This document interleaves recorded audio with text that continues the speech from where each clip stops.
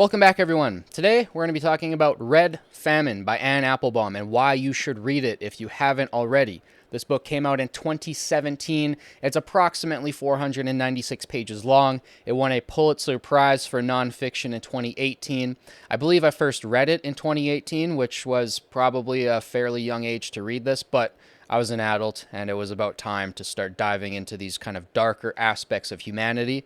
Now, I'm going to talk about a lot of books on this channel, and I'm going to say things like this book shattered me or this book scarred me for life. And you might hear something like that, and you might think, well, why do I want to read a book like that if it's going to damage me so much psychologically? Well, I think the way that these books have broken me down, they've made me stronger. They've built character.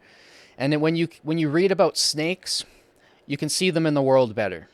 You know, when you make contact with them through literature, you can see it out in the world better, and I think that that's something that we all need to do. We all need to read about the most horrible things that humans have ever done to each other, so we avoid those things in our own lives, and we can see it when it's happening, or before it happens, ideally. So that's a big reason why I want you guys to read Red Famine today. I'll talk about a couple other reasons why I want you guys to read the book after I run through a quick synopsis. So I'm going to run through a brief summary on the book, and then I'll give you guys some more of my thoughts, and I'll give you guys some suggestions on books that I would pair with Red Famine. I'll do that for every single one of these Why You Should Read videos. I'll give you guys kind of a couple adjacent books that maybe you can read along with them, and then those recommendations, obviously, I'll make further Why You Should Read videos on them as well in the future. But for today, let's talk a little bit about Red Famine. So, Red Famine by Anne Applebaum provides a meticulously researched, vivid account of the Ukrainian famine Holodomor of 1932 to 1933. Applebaum uncovers how Joseph Stalin's brutal agricultural policies, collectivization, and the deliberate seizure of food were designed not only to punish Ukrainian resistance, but to eliminate Ukrainian independence. Drawing from new archival sources, survivor testimonies, and official Soviet records, Applebaum argues that this man-made famine was a calculated act of genocide. The book masterfully balances the detailed analysis of Soviet policies, machinations, with the haunting personal stories of starvation, repression, and survival. Applebaum frames the famine within the broader context of Stalin's efforts to consolidate control, making it a key moment in the violent formation of the Soviet Union. The chilling narrative brings a long-suppressed tragedy to light and places it in the context of current geopolitical struggles in Ukraine and Russia. So that gives you guys kind of a general overview of what the book is about.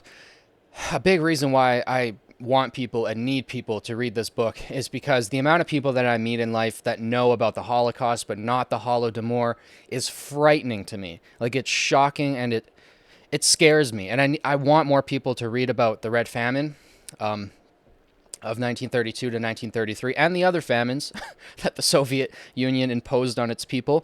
But this was the big one, and I think people need to read about it. I think Red Famine's kind of the best book on this subject. Another book that I would recommend that's actually mentioned towards the end of Red Famine, I believe it's in chapter 13 or 14, she kind of goes over Robert Conquest's The Harvest of Sorrow, Soviet Collectivization, and the Terror Famine. This is another excellent book. I believe it came out in the 70s. Most of Robert Conquest's books came out around then. His book, The Great Terror, and Stalin are also fantastic. I've read all three. Amazing books. Another book that I would recommend to pair with Red Famine is Bloodlands by Timothy Snyder. This book is very dark. It kind of goes over all the people that were killed in this Bloodlands area that Timothy maps out for you. So he goes over the war, he goes over the famine, he goes over the gulags, he goes over concentration camps.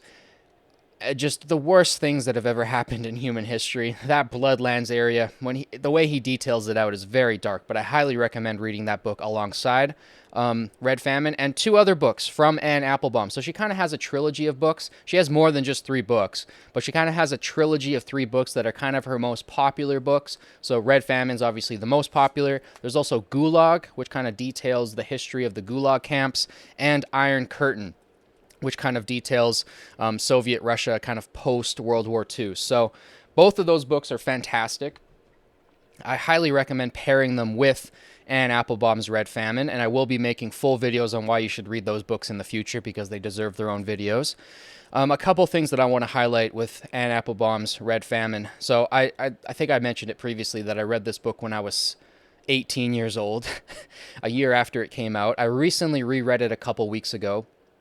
And like I kind of hinted at before, this book burrows a place in my mind and it will never leave. But I'm glad it does. I'm glad it holds a spot in my mind. It's there's some chapters in this book, specifically, I think it was chapters 11 and 12, maybe 10, 11, 12, somewhere in that range, when they're really detailing out what was happening in these villages.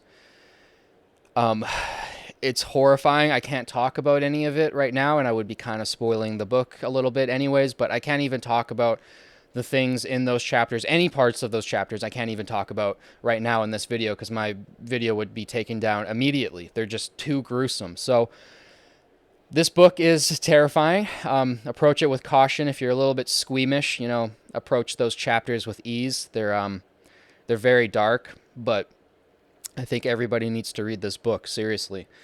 I know I say that a lot, and I will be saying that for just about every single video I make on these why you should read videos, that I think that you need to read them, that they're essential literature. But I understand that a book that's over 400 pages, that's very dark, not everybody's going to read this book. Not everybody's going to pick it up.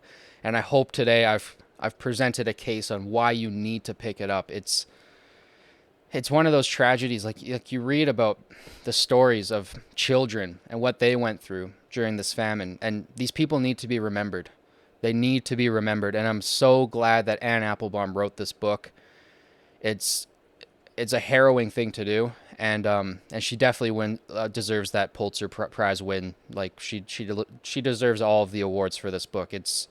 I can't even imagine what it was like to write this book. I think of The Grape, I have to use the word grape, The Grape of Nanking by Iris Chang, and what she suffered through in writing that book. And the people who go out of their way to write these books, some people might challenge them and say, oh, some parts of this they're factually incorrect, and you can nitpick every single history book in some way.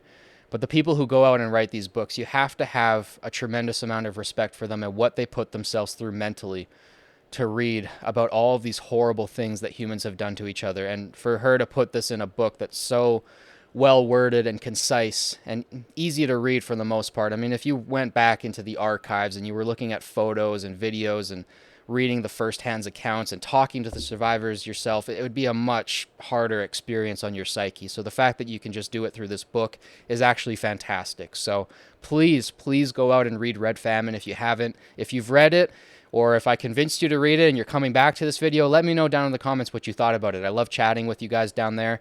Let me know which books you guys want to see covered next on this series. And don't forget to like, subscribe, share with your friends. It helps boost this channel and the algorithm. Thank you guys so much for watching. As always, it means the world to me. I'll catch you guys in the next one. Peace.